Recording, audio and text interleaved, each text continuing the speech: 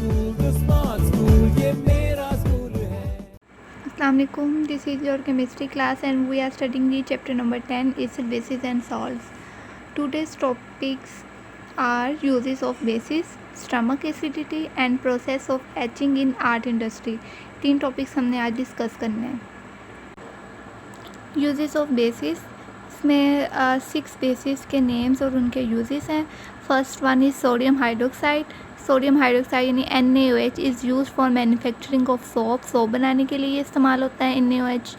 Calcium hydroxide CaOH twice इसका formula है, is use for manufacturing of bleaching powder, softening of hard water and neutralizing acidic soil and lakes due to the rain. Okay, bleaching powder बनाने में हम ये calcium hydroxide को इस्तेमाल करते हैं. अगर हार्ड वाटर है, हार्ड वाटर मतलब अगर कार्बोनेट्स और बाइकार्बोनेट्स हैं कि उसे न्यूट्रलाइज़ करने के लिए, उसे सॉफ्ट बनाने के लिए हम कैल्शियम हाइड्रोक्साइड इस्तेमाल करते हैं. और अगर लेक्स और सॉइल बारिश के पानी की वजह से एसिडिक हो गई है तो उसे न्यूट्रलाइज़ करने के लिए हम उसमें कैल्शियम हाइड्रोक्साइड को ऐड कर देंगे. Potassium hydroxide is used in alkaline batteries. Alkaline battery जो कि स्टोरेज बैटरीज है उसके लिए हम इस्तेमाल करते हैं इसे पोटाशियम हाइड्रोक्साइड को. नेक्स्ट है magnesium hydroxide. Magnesium hydroxide MgOH twice इसका फार्मूला है, ये हम यूज़ करते हैं as a base to neutralize acidity in stomach. कि अगर हमारे स्टमक में एसिडिटी हो जाती है तो उस एसिडिटी को ख़त्म करने के लिए हम मैग्नीशियम हाइड्रोक्साइड की कोई मेडिसिन यूज़ करेंगे. It is also use for treatment of bee stings.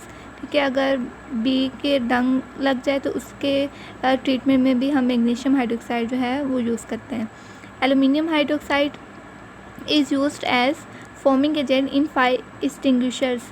अब आग बुझाने वाले आलात में, इंस्ट्रूमेंट्स में फोमिंग एजेंट के तौर पर एल्युमिनियम हाइड्रोक्साइड को हम इस्तेमाल करते हैं. ठीक है, जब आग को बुझाने के इंस्ट्रूमेंट फोम हम यूज़ करते हैं. फोम जो है वो एल्युमिनियम हाइड्रोक्साइड का बना हुआ होता है जो आग बुझाने के काम आता है. फिर है अमोनियम हाइड्रोक्साइड. अमोनियम हाइड्रोक्साइड को हम यूज़ करते हैं remove grease stains from clothes. ठीक है, कपड़ों के ऊपर ग्रीस के दाग अगर लग जाए तो उसे रिमूव करने के लिए अमोनियम हाइड्रोक्साइड का इस्तेमाल किया जाता है. Next topic is stomach acidity. इसमें स्टमक एसिडिटी में सारे पैराग्राफ में आप लोगों ने ये रीड करना है. मैं आपको बता दूँ इसमें क्या है कि जब भी हम कोई फूड खाते हैं तो फूड को डाइजेस्ट करने के लिए हमारे स्टमक की वॉल्स जो हैं, ये स्टमक की वॉल्स एसिड रिलीज़ करती है. हाइड्रोक्लोरिक एसिड है जो कि वो उस फूड को डाइजेस्ट करने में हेल्प आउट करता है. ठीक है, अब वो क्या करता है एसिड, हाइड्रोक्लोरिक एसिड के वो फूड को, जो फूड में हमने फैट्स खाए थे या जो भी खाया था उसे स्मॉलर मॉलिक्यूल्स में इसकी ब्रेक डाउन करता है. ठीक है, अब ये हाइड्रोक्लोरिक एसिड बहुत क्रोसिव एसिड है तो इससे स्टमक को भी नुकसान हो सकता है. तो इससे बचने के लिए क्या होता है, स्टमक की वॉल्स जो होती है वो सेल्स की बनी हुई होती है. अब वो सेल्स जो है वो बेसिस को रिलीज़ करते हैं. एसिड और बेस जब भी रिएक्ट करते हैं तो हमें पता है ये न्यूट्रलाइजेशन प्रोसेस है. ठीक है, तो इस वजह से हमारे स्टमक को इससे कोई नुकसान नहीं होता. तो ये जो हाइड्रोक्लोरिक एसिड है सिर्फ ये ब्रेक डाउन में हेल्प करता है फिर फूड की. लेकिन बाद औक़ात ऐसा होता है कि हमारे स्टमक की एसिडिटी बहुत ज़्यादा हो जाती है. इस वजह से ज़्यादा होती है कि स्टमक की वॉल्स जो है वो एसिड ज़्यादा प्रोड्यूस करना शुरू कर देती है. तो एसिडिटी ज़्यादा होने की वजह से इसे हाइपर एसिडिटी भी कहते हैं. कि ये यहाँ पे लिखा हुआ है हाइपर एसिडिटी. जब इसकी एसिडिटी की कंसंट्रेशन ज़्यादा हो जाए तो इसके सिम्पटम्स में क्या होता है कि इसमें सेंसेशन प्रोसेस होता है. हमारी सारी गैस्ट्रो इंटेस्टाइनल ट्रैक के अंदर सेंसेशन मतलब जलन होगी और बाज़ों का ये जलन जो है ये हमारे चेस्ट तक आ जाती है जिसे हार्ट बर्निंग भी कहते हैं. तो एसिडिटी को रिमूव करने के, अवॉइड करने की ये 3 वेज़ है. पहला तरीका है कि हम ओवर ईटिंग को अवॉइड करें, मतलब ज़्यादा ना खाएं और फैटी एसिड्स फूड से यानी फ़ास्ट फूड से और स्पाइसी फूड से दूर रहें. दूसरा है सिंपल और रेगुलर ईटिंग, मतलब हम सादा खाएं और बाकायदगी से खाएं और खाने के तकरीबन 45 मिनट्स तक हम जो है वो सीधे रहें.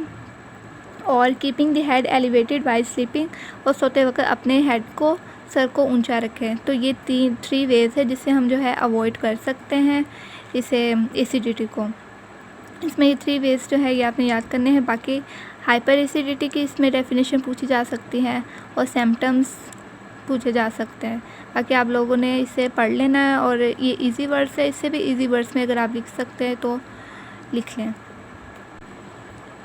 Next topic is process of itching in art and industry. Itching का प्रोसेस आर्ट और इंडस्ट्री में। ईचिंग मैंने आपको बताया था प्रीवियस लेक्चर में कि ईचिंग होती है कॉपर के ऊपर या ग्लास के ऊपर डिज़ाइनिंग की हो। जैसे ये फिगर में दिखाया हुआ, ये देखिए ग्लास की बनी है, उसके ऊपर डिज़ाइनिंग है। इसके लिए भी हम एसिड यूज़ करते हैं, हाइड्रोक्लोरिक एसिड HCl एसिड जो है वो यूज़ किया जाता है।